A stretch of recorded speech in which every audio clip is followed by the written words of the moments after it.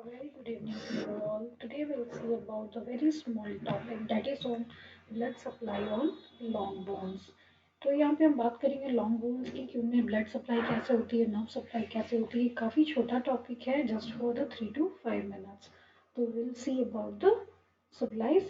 First is the nutrient artery. It enters the shaft through a nutrient foramen with one or two veins. तो यहाँ पे क्या कह रहा है कि ये एंटर करते हैं शाफ्ट के थ्रू, न्यूट्रिएंट फोरामिन के थ्रू, जिसमें कि वन और टू वेन्स जो है प्रेजेंट होते हैं. Next will see about the epiphyseal arteries. Epiphyseal arteries में कह रहा है they are several in numbers and enter the bone near the ends.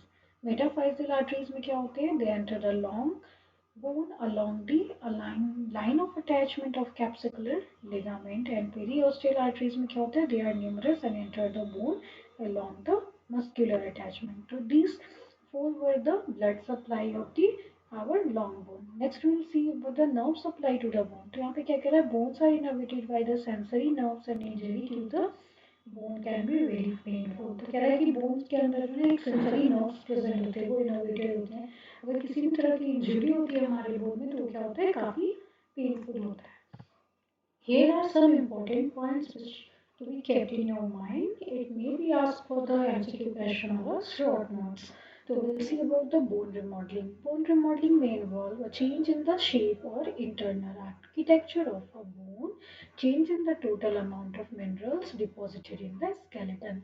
तो यहाँ पे क्या कहता है कि जो बोन रिमॉडलिंग है ना, वो इन्वॉल्व करता है. इसमें क्या होता है कि उनकी जो शेप होती है उनमें चेंजेस हो जाते हैं, उनके इंटरनल आर्किटेक्चर में जो है वो चेंजेस होते हैं. क्यों?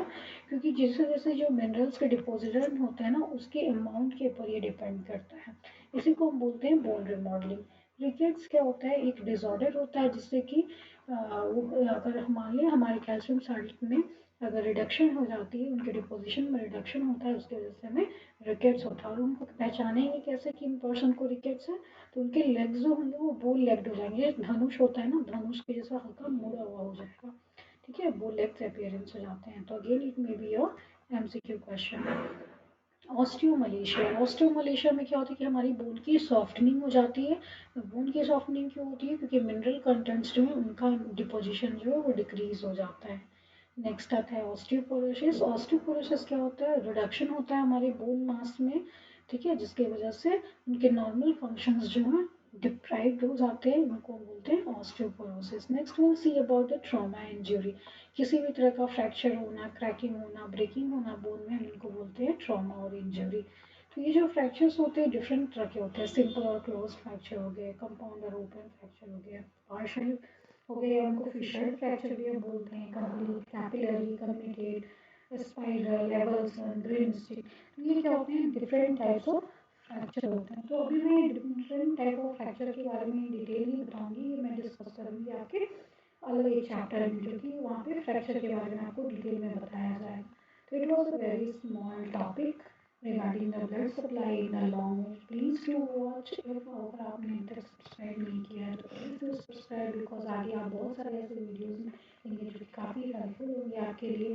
सिर्फ एनाटॉमी नहीं, बहुत सारे सब्जेक्ट के वीडियोस मैं डालूंगी जो कि आपके लिए हेल्पफुल होगा. आपको नोट्स बनाने की जरूरत नहीं पड़ेगी and you can just read and remember. Thank you for watching my channel.